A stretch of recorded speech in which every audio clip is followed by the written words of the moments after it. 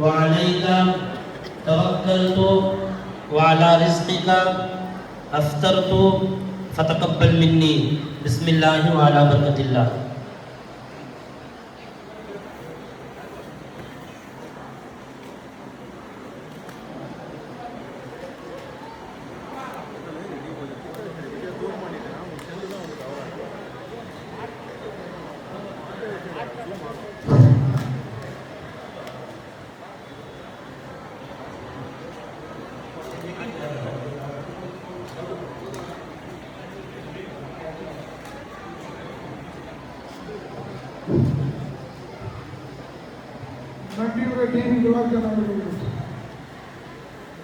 வரலாற்று சிறப்பு ரம்ஜான் நோன்புடைய நிகழ்ச்சி போன ஆண்டு சிறப்பான முறையிலே நடைபெற்றது. இந்த ஆண்டும் சிறப்பாக ஒத்துழைத்திருக்கின்றீர்கள்.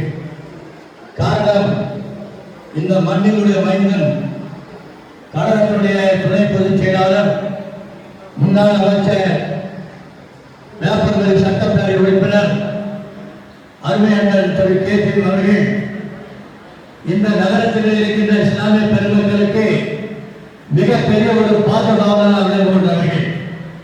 அவர் சட்டமன்ற உறுப்பினர் என்ற நேரத்தில் கபரஸ்தானில் இருக்கக்கூடிய பிரச்சனைகளை சரியான முறையில் வகுத்து அவருடைய சொந்த செலவிலே ஒரு காம்பவுண்ட் எடுத்தார்கள்.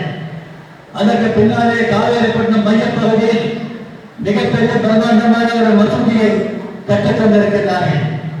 இதையெல்லாம் சொல்லுகின்ற காரணங்கள் ஏன் என்று சொன்னால், அவருடைய தந்தையாரிடத்திலே நான் 25 ஆண்டுகள் நான் பயணித்தவன்.